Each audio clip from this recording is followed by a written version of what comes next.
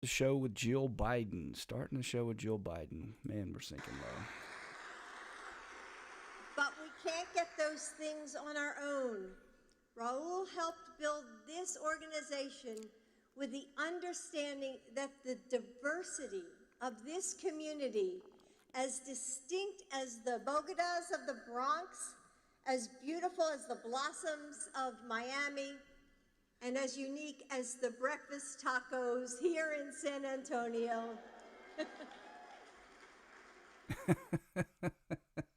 All right, folks, a lot of people are talking about this. Welcome to the Great American Mail live stream and podcast for July the 12th, 2022. It is an exceedingly slow news day. It's probably the slowest news day since I've been podcasting. I think it has to do with the fact that it's the summer, and there's also the January 6th committee is just sucking up all the energy out there. They've got a hearing, which we will be live streaming in about 40 minutes. So as you can imagine, I'm going to beat the clock by quite a bit today.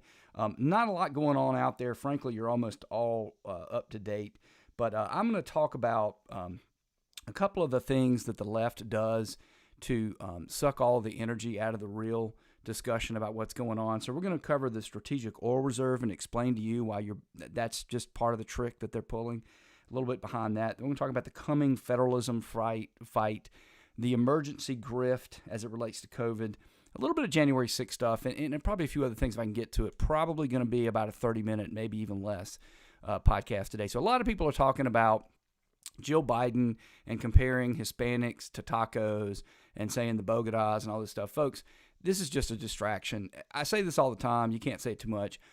There's two ways you can go. First way is you have a constitution, you have the rule of law. Everything else leads to socialism, leads to communism, leads to them stealing our money and taking our freedoms. End of story. And I always knew that, but since I've been going down this journey and doing social media, I see it now. Once you see it, you can't unsee it. I mean, we're talking about, first off, why are we talking about Jill Biden? I mean, she is the first lady. Why is she out there? Do you ever notice whenever it's a Democrat in charge, all of a sudden the first lady is an important figure? When it's a Republican, you never hear from her. You never heard from Melania. Is it Melania? I can never remember the Ivanka, the Trumps, whatever. Not that I have anything against the former president. I don't at all. Thought he did a good job. But, I just can't keep them straight. But whatever. Melania, you never heard from her. Same thing with George W. Bush. You never heard from Laura Bush, right? But all of a sudden, Barack Obama, oh my God, she's so erudite. She's most good. Hillary Clinton, right? And it goes back as far as the eye can see. That's just one of the grifts they pull. Because again, it's not the rule of law, government of the people, by the people, for the people. It's the elites, and they're elites. And you have to understand that. So but getting back to the point, when you're talking about Jill and you're mocking Jill, you're playing the mocking game, right? And when you play the mocking game, instead of dealing with the facts, right, you're playing their game. And so is that rule of law? Is that Constitution? No, it's not. So guess what else it is? It's playing the game. And playing the game leads to people picking on you, picking on them. And when you play their game, they win. Now, I'm not saying you can't do certain things like turn what they do back around against them, for example. All right, I'm not talking about that. I'm not talking about, for example, now that, Trump was impeached, if the Republicans take the House, as they increasingly look like they will in November, they shouldn't impeach Biden. I'm not suggesting that type of turnabout. What I am telling you is when you get into mocking Jill Biden, and obviously, folks, think about it. I mean, yeah, she shouldn't have said Latinx because the Latin people don't really like it. And by the way, the polling figures out there for the Democrats on this stuff, I don't know what they're thinking. They are losing the Hispanic vote hand over fist. I mean, and they are screwing up and picking up speed on that. I don't know what they're thinking, but whatever. But anyway, this isn't really helping us at all, in my opinion. And so a couple other things I wanted to get to. So one of the things that's pretty common out there since yesterday's broadcast, I've heard a couple of people talking about, I heard AOC, we've heard Buttigieg, we've heard all these people, right? The Rear Admiral is out there going, oh, well, we get protested all the time. I mean, people protest in my house all the time. It's everywhere. Again, it's one of these new lies that they throw up and throw out there. And, they run it until you debunk it completely, and then they just invent a new lie. Well, again, we said this, but, there's no, why would you believe them? So, and the reason I thought about it again was yesterday after the broadcast, I started doing my preparation for the January 6th live stream, which I'm going to do today at 12:45. And there's this talk out there that Cassidy Hutchinson, who was the prior witness, that she's in hiding with her family because of her testimony. Yeah, I'm going to go no with that. Okay, because Republicans don't do that. Conservatives don't do that. Libertarians don't do that. We don't do that. Remember I said yesterday, all those times you remember that justices that ruled the ways you saw them getting run out of restaurants and things? Oh, yeah. No, you never saw that. But you see it all the time with Democrats, right? Sarah Huckabee Sanders, she got run out of restaurants left and right, all for the crime of being Sarah Huckabee Sanders, right? Anyway, so when I saw that, I thought to myself, and the other thing is if you were following the hearings as I have been, I mean, Cassidy Hutchinson's testimony was a bunch of hearsay that was later contradicted by other people. I mean, in the rule of law that we're engaged in, we didn't really care too much about what she had to say. Nobody really heard much about what she had to say. So let me do a couple of January 6th things real quick, and then so the January 6th hearing today, allegedly, we don't know exactly what they're going to do. They are supposedly going to focus on extremist organizations. And so there are about 7 things that the committee has been trying to do, and I've been following it very, very closely. One of the, I think the seventh thing has to do with campaign finance. They're trying to say that Trump raised a lot of money and then he didn't use it for what he said for and acted like it's a crime. Well, it's not a crime. I mean, if it were, then the entirety of D.C. would be locked up and behind bars by now. It's not. There's also the obvious problem of, well, he raised a lot of money thinking he was going to go through with a lot of lawsuits.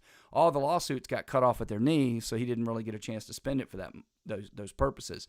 So anyway, setting all that aside, the sixth thing they're trying to prove is that somehow the Proud Boys and the Oath Keepers, they had a separate insurrection, and somehow there was some coordination between Trump and them. Now, they never bother to explain because the left, again, you can't logic with these people. There's no logic with them. So they don't have to explain to you how the Oath Keepers and the Proud Boys, or whatever they call themselves, were going to go and take over the government and stage a coup. So, and first and foremost, forget about the fact that nobody that was in the Capitol, and they've arrested almost 1,000 people now, no one has had a weapon, unless you count a Viking hat and a zip tie. There's no weapons, no knives, no guns, no nothing. So I don't really understand how, even assuming you get Pence and you hang him, and even you get Pelosi and you hang her too, I don't know how you do that without guns when they all had guns, but whatever. And I'm setting aside the false flag operation that there could have been intelligence officials there. Like, how do you take over the United States government? We've got a whole constitution that says who comes into power after Pelosi and who comes into power after the VP. Like, I really don't understand this. We should start this podcast with the famous Winston Churchill landing ground speech, where he basically talks about the idea that, hey, look, we're going to fight till the end, and if it comes to it, we're going to get on our ships and we're going to take to the seas, and the British government will sit out on the seas until the new world, which is America, until America decides to come save us. That's our plan. That's our plan. We're gonna hold the ground as long as we can. We're gonna fight in the beachheads, fight in the street, do whatever we can, and then we're gonna get on the ships and we're gonna live forever. So you think the United States government couldn't figure that out? Do you think maybe if they had done everything that this January 6th committee is gonna say they're gonna do, that somehow they'd have a coup? No. But it's all performance art, folks. That's all it is. And I hate to say it, and again, I encourage you to subscribe to the YouTube channel and jump over there and come check us out. But it's going to be effective. And the reason it's going to be effective is Joe Biden. Because a lot of people on our side are playing that game. And we can't play that game. That's one of the reasons, just to be fair, folks, that's part of the reason that the elites and the establishment hate Trump. They hate Trump because they know that. They know that you've got to stay focused, and it's a little boring, but you got to keep it focused on the facts and the data. And Trump, he comes in, build a wall, and it's effective, but it's also very disruptive in the sense that overall it leads to more degradation of the rule of law and the Constitution. I'm not blaming Trump, don't misunderstand, but think about it, folks. Were we more of a republic and a constitutional republic in 2016 than we are now? No. And why? Because they used Trump very effectively to emotionalize everything. And we've lost a lot of our rights. For example, now Congress feels emboldened to have a secret hearing where they gather evidence in secret. And then they don't even bother to ever share it with us. They'll give you little snippets like the plebes that we are, right? So anyway, that led me to this. I wanted to cover this TikTok video. Please tell me I have the TikTok video. Why don't we have the TikTok? Well, it's just, tell you what, folks, it's not been my day. Oh, goodness, it has not been my day. But I can pull it up. Don't worry. Don't worry about the technical difficulties. I know where it is. It is right here. Here you go. Now, I'm going to set this. Come on up. Come on. So this is a TikTok person, and this video is kind of going viral. Okay. It's from our friends. Come on, stop it. It's our friend from Libs of TikTok. And this is a young person. She looks to be in her... I have a challenge for you. Okay. Don't. All right. Sorry, folks. If I could only tell you how bad this day has gone for me so far. But anyway, things are looking up. Anyway, this is a young female. She looks like she's in her 20s. Could be early 30s. It's a little hard to tell. She's Asian. And this is her talking to people. The tweet is, again, from Libs of TikTok. So it's not her tweet. But apparently with Libs of TikTok, you can just put up a video. And there doesn't appear to be any commentary. But I want you to take a listen to what she has to say. And I know your first reaction, folks, is going to be, well, if a white person said this, they'd be in all kinds of trouble. How is it she gets to say this, right? And that reaction is what they want you to have, right? The typical, well, it's hypocrisy. Well, they want you to react emotively. What I want you to focus on when you listen to this person, right, is I want you to think, what world does she want to live in? To forget about the hypocrisy. Let's set that aside. We all know it's hypocrisy, right? But I want you to imagine the world that she thinks she's going to live in, okay? Take a listen. If you're a white liberal leftist or consider yourself to be a white ally, I have a challenge for you. Don't create any more content on TikTok until September 22nd. And honestly, you deserve a break because every day is a white person day and y'all must be exhausted. So while you sit back, listen, learn, and truly decenter yourself, Black, Indigenous, and other people of color, we got it from here. Please, though, continue to like, comment, and share our content because y'all are always talking about how you want to support us and create equity. But the truth that so many of y'all are unwilling to accept is that you do not want Black, Indigenous, and other people of color to lead and pave the way because what would we do without your perspective, your voice, your commentary, your education? We would thrive. All right, so I'm going to go through it again. I just want you to hear it. That was the pre-run, okay?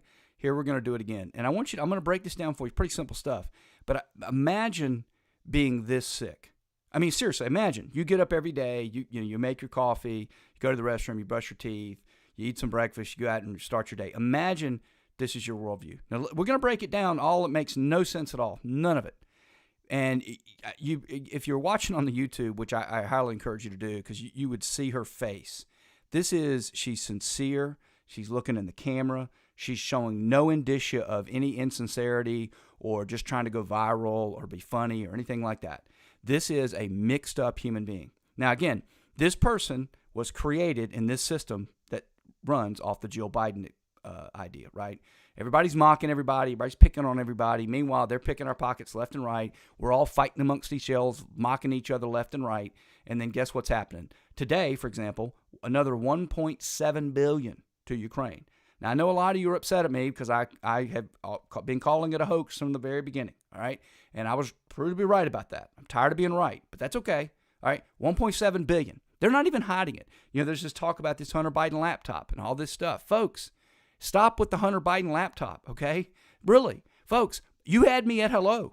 The first time I saw that Hunter Biden stuff, I was like, oh my God. I've hated Joe Biden his entire career. He's always been the worst of Washington from the very beginning. Joe Biden's one of these guys that thinks he's better than you. And so he goes to Washington, and he grew up in a Washington where it became more and more and more acceptable to just be in your face about I'm better than you, I get privileges, and I get money, and I get power. Right? That's all he is. He's just grown along with the system. And then when it came out with the Hunter Biden stuff and it was proven that he's literally got his hand in the cookie jar like you wouldn't believe, again, don't hate the player, hate the game. I mean, in any rational society, that laptop would have been the end of everybody Biden and a lot of Democrats that enabled him. But in this world, no big deal. Anyway, let's listen to her again. We're going to break it down point by point.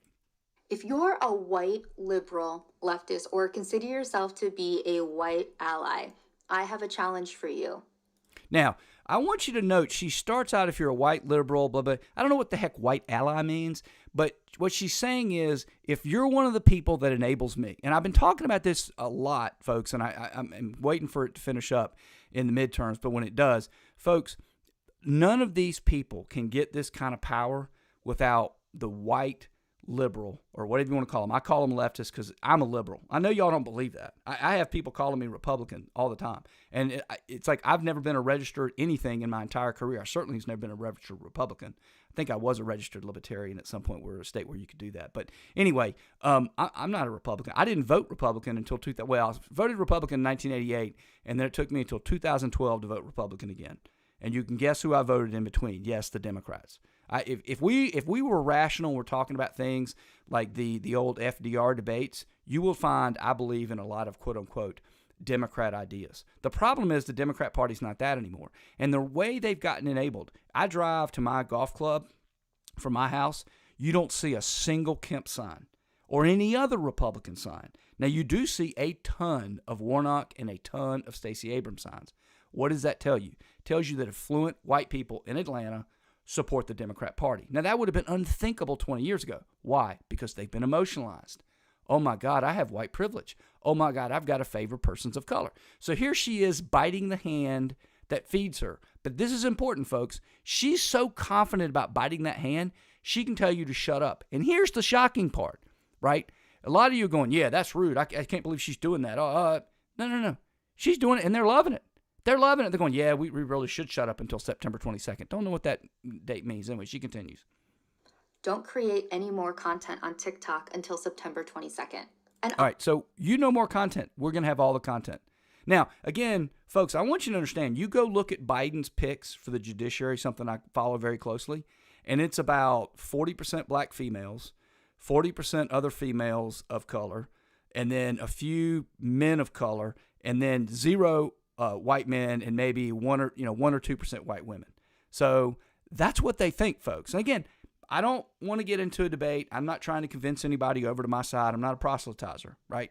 I don't need agreement. I just want to be clear about the world they believe in and the world we believe in. You deserve a break because every day is a white person day, and y'all must be exhausted. Yeah, every day is a white person day. You feel that? Because I got to be honest with you, that might have been reality. I mean, we could get into debates about the 50s, maybe the 60s. I mean, 70s. I don't know. Maybe I'm not even really sure. You get in. I recently read a bunch. Ralph Waldo Emerson, The Invisible Man. He gets into all these concepts about the whole racism and slavery and a lot of that history of America. It deprived both the person of color community and the white community. I mean, you can get into all these arguments whether it was really a white person thing or not. But the idea that today somehow they're oppressed and they're not treated equally. But they're so equal, they'll go on TikTok and tell you to shut up to your face. Don't do any more content. Let's all do the content. What world does this person want to live in? How can you even remotely think that? And then mention this. If it's truly a white person's day and they really have all the power and they really don't want you to do anything, why are they letting you do this?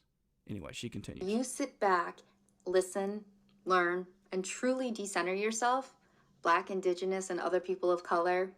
We got it from here. Okay, so the people who are going to run it are the persons of color. Now, riddle me this, Batman. Is this not the flip side of the coin? If this is heads, then the flip side of it, the tails, is that, hey, you know what, BIPOCs, after September 22nd, just take a break. White folk, we got it. We got it after September. We got it. See, this is exactly, she's a little communist. She has no idea. Every great civilization got ruined this way. You just basically, one group takes over and they basically discriminate against the next group and the next group comes over. The only reason, if what she's saying is true, that they get any kind of power is because the white community had a system where they were allowed to come in and be equal. Now, when I was growing up, I was taught treat everybody the same. Everybody's treated equally. See, she doesn't believe that. Again, we don't need agreement, but clarity. So continue to comment, and share our content because y'all are always talking about how you want to support us and create. Give me your money. Money, money, money, money. Go look at the Biden budget. You'll see.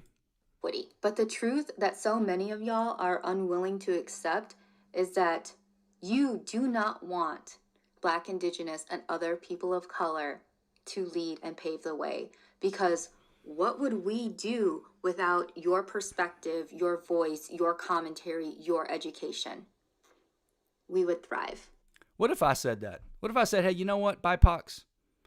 What if you guys just let us run it? What if y'all? It kind of sounds like white supremacy if I said that. Now, I don't believe that. I'm happy. I think diversity is a strength, as long as they believe in a constitutional government and the rule of law. This is just outright communism and hatred, right? And we would thrive. I mean, imagine if I said that. So what she's saying is black supremacy. And I'll finish with this. This little child who's been led astray, she has no idea. Have you seen all the attacks on Asian people in the blue cities? And you know where those attacks are coming? So she says black and indigenous and then other persons of color. Lady, yeah. So you think it's white people, right? Well, believe me, you're talking about is outright racism. So what do you think it leads to? It leads to balkanization. What is balkanization?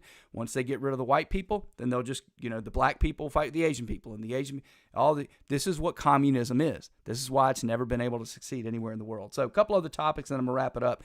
So the Biden administration is out there, and they've issued a couple of executive orders and a bunch of other things about abortion. It's all about abortion. We're going to have abortions in the parks.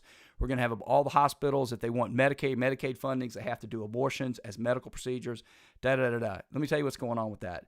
They are not backing down, right? They're continuing to attack the Supreme Court. They're continuing to attack the rule of law, what we in America used to think was sacred. Right? These people don't believe in what we believe in, okay? It's not about abortion. It has nothing to do with abortion.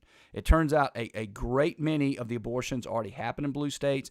It turns out, which won't be in any way impacted, it turns out a great deal of the abortions now are done with things like pills, and we don't know how that's going to impact it. It turns out that most people, if they really want to get abortions, are going to be able to do it. This is not about abortions. This is about rallying people up so they can raise money and then going out and destroy America. And not respecting the Supreme Court and not respecting state sovereignty is a direct attack on that. So a lot of people are talking about the strategic oil reserve. Let me tell you what's going on there, folks. And again, I believe in being honest with you folks, so I got to tell you the truth. So the strategic oil reserve, I believe, was established in the 50s or 60s after World War II as basically what it sounds like, an emergency reserve. You need oil. You got a whole stack of it here if you need it. Now, I'm going to tell you the truth. The truth is the first two times it was tapped into was by Bushes. Herbert Walker Bush during the Iraq War and W. Bush, I think, during Katrina, if I remember correctly. You can imagine that I was against it from the very beginning because it's not an emergency. It's for a true emergency. Not a little bit of inconvenience, not a little bit of spike in prices, which you might have from the Iraq War and and Katrina. And again, back then, a lot of people fell for it. I didn't, but a lot of people fell for it because, people are suffering. We need to do something. We got to help. That's the old Republican way of just sort of like being Democrat, a little bit, right of the Democrats. It was never a good idea. Of course, Barack Obama took it as he did everything else and just made it a ridiculous stunt. Now, Biden has made it a ridiculous stunt. Now, there's a lot of talk out there about the fact that one of the companies that bought the oil on the market had some relation with Hunter Biden.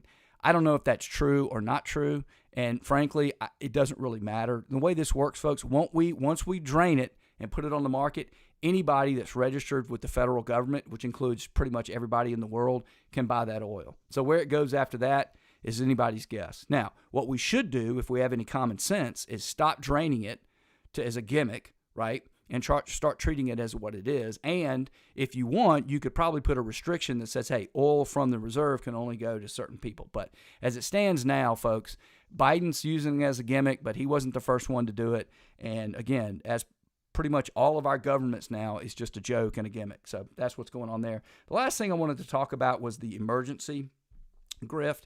So there's a couple stories out there about an emergency this, an emergency that, an executive order that. Turns out Biden is going to extend the COVID emergency this Friday. Friday will be the 854th day of the 15 days to slow the spread, folks. Now, why are they doing that? Because so much of and again, Jimmy Carter said this in the 70s, okay? The problem with the Constitution is you need an emergency to get anything done. So what do you think? Everything's an emergency now. So they're going to continue to declare COVID emergency. We all know it's not an emergency, but that's the game. Now, if they get away with it, for one single solitary day, you'll lose freedom, you'll lose money. But, at the end of the day, they're getting away with it. So we're no closer to any sort of resolution on those things. And I'll finish with this, and I'm going to wrap it up. If you want to come over and watch the January 6th hearing, we're going to be going live in about 10 minutes on that. But the other thing out there, I noticed that there's been a lot of bragging about Florida having a $21.6 million surplus and this and that, folks. I want to remind you that a lot of these quote-unquote surpluses is because these states got a bunch of money when the Democrats won, and they needed to bail out the blue states. So even California has a surplus, folks. So just when you see that, I'm not saying anything against DeSantis. I think he's doing a pretty good job. I think he probably does have a pretty good budget. But probably half or more of that, quote-unquote, $21.6 billion surplus is our money that Nancy and a bunch of people gave. And it's also part of the reason we have inflation now. Shouldn't have done it then and shouldn't have done it now. Anyway, you're all caught up to date with all the news of the day. And if you enjoyed this live stream, I hope you tune back in tomorrow.